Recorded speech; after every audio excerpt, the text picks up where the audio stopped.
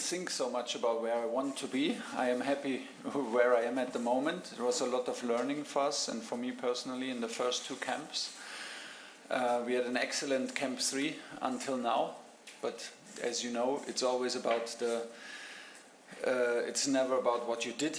It's always about what you do in the moment, and then to go forward and progress and get better. So we have a very important training session today to be ready for the match on Saturday.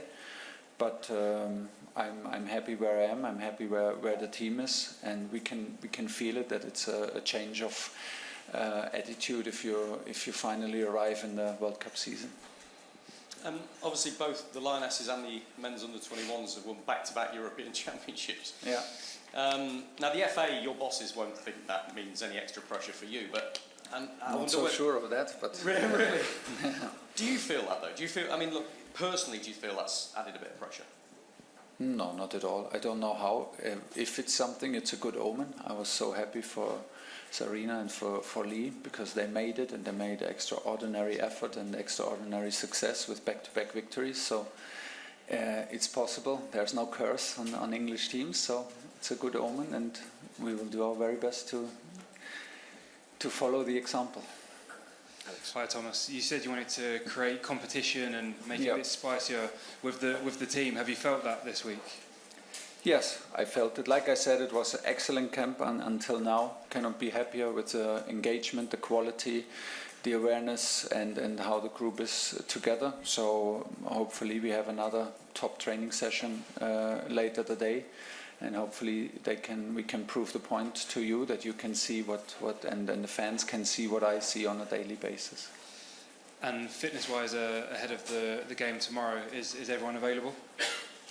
Unfortunately, John Stones just left. He came with minor issues, muscular issues, to camp, and didn't progress as we thought and hoped he would. So he left camp this morning, because we will not take the risk, not against Andorra, and also unfortunately not against Serbia. Okay. Everyone else is available. We had 21 players yesterday in training, 21 players today in training, and make sure hopefully that everyone is available for tomorrow. Get back to Carrie Brown. Hello Thomas, you said key for you is to overcome the low block and have Declan in that more forward position. How have the call-ups that you've brought into this camp and the training gone to unlock that? Yes, excellent training sessions, excellent energy on and off the pitch. The group worked very well. The awareness, the focus is absolutely there. So I'm at the moment very, very positive. Like I said, it's never about in sports what you have done yesterday. It's always about what you do tomorrow to get better. And so I expect a good training session from myself, but also from the boys and the players to be ready for tomorrow. We will face, I think, in both matches a deep block of 5-4-1 for sure in the first match. And it is the challenge to overcome it quicker, to overcome the line of 4 a bit more aggressive, a bit more fluid, and play with more intensity and play with more rhythm than we did in Barcelona in the first match. That's what we're working on, and so far it looks good. But like I said, we need to add another top quality training session today to be ready for tomorrow. 2 different challenges in the sense of what you might face home and then away. How do you balance the 2 teams for that? You obviously want to get a reaction from the last results, but how much do you measure the squad? Does Harry Kane start this one? Do you have to balance that? Yes, he starts this one. There's no balance. The only balance there is like I said, the competition is on. It's World Cup season. We have a condensed period of 3 camps. Competition is on, and that means we will start with the team that we trust and with the best team possible for this game, and then we will manage the second game. We will not do it backwards and manage theoretically more difficult away game than a home game, we will not start getting caught up in experiments like this. Everything that counts is today and tomorrow, and then we do our assessment after the match and see who's available. The players will start anyway to play 2 matches a week, 3 matches a week after international camp, so I don't see a problem why they cannot start 1 week earlier and play Saturday, Tuesday. Hi Thomas, out of the players that you have called up into the squad for this camp, who has impressed you the most in training? The group impressed me the most, the energy and the quality and the attitude within the group. I'm very happy how they welcomed the newcomers. I'm very happy how the newcomers presented themselves, not only on the pitch but also off the pitch. It's like I said, it's excellent. 3 days, 4 days so far, and we want to keep that going, but it's not the moment to speak about individual overperformers or whatever. Everyone is doing very, very good, and it's excellent atmosphere. And just on a personal level for you, how has it been working with Ruben Loftus-Cheek again? It was always a pleasure to work with him, and I'm very happy that I had the chance to call him up. He's a very, very nice guy to be around, very friendly, very polite, good sense of humor, and he is full of quality. Sometimes I'm not sure if he is aware how good he is, how good he can be, but it's, you know, he fits in seamlessly because of his character and of his quality. He showed it straight away, and he competes for a place in central midfield. And it's good to see. It's good to see that he's fit, and he's not injured, healthy, and plays for his club. Then he's always in the mix to make an impression on international level.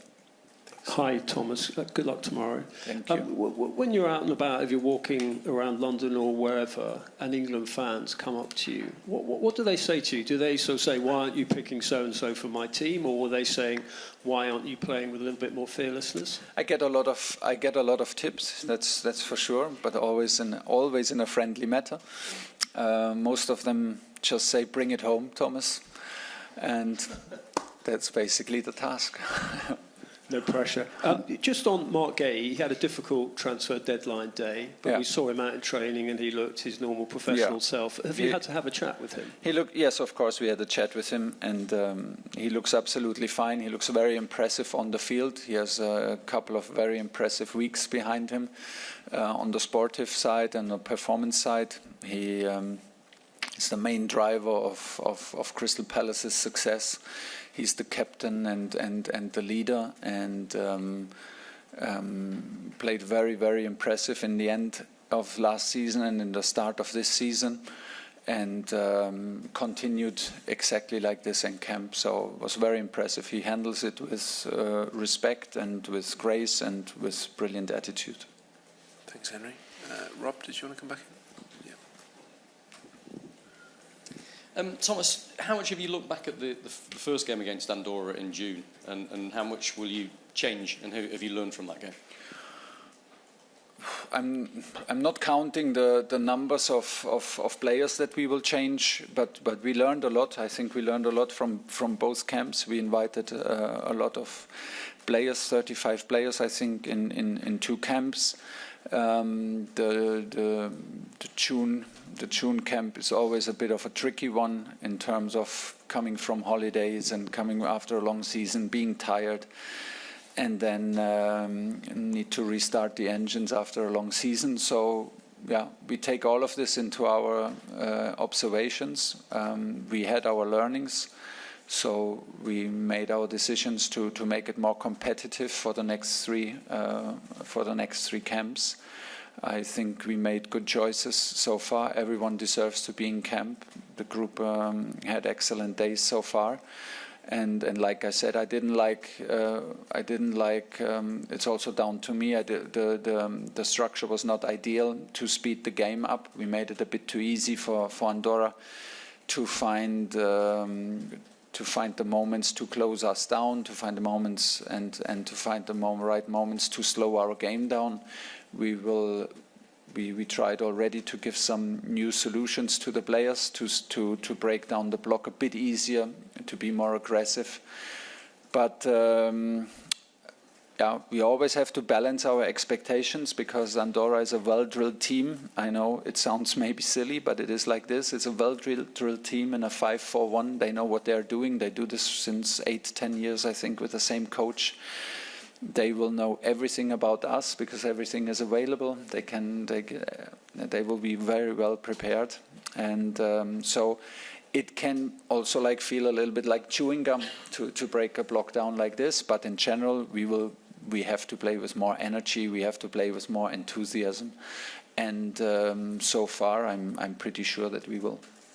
Can I ask you as well about your midfield, because it strikes me with Adam Wharton withdrawing. Yeah. You've called up Elliot Anderson for the first time, Loftus-Cheek for the first time under your reign.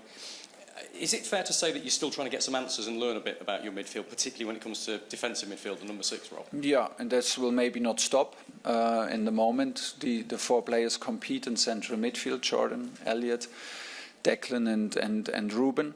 They're all very mobile players. There is not like, I think from characteristic, not one like pivotal classic deep number 6. It's maybe John Stones, but he left this morning, who fits this characteristic, but it's absolutely no problem. I think the strength of our players is to be mobile, which is in modern day football more an advantage than a disadvantage.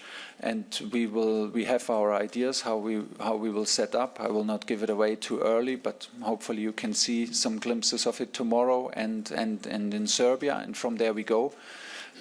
We have top players, and we will find the right pairing. We will need to be flexible because anything can happen. Someone can be injured, so it's anyway not the moment to make final decisions for the World Cup. The decisions are now made for Andorra and nothing else. Okay. Thank you. Thanks for your time. Cheers. Done? Yep. Wow. Good.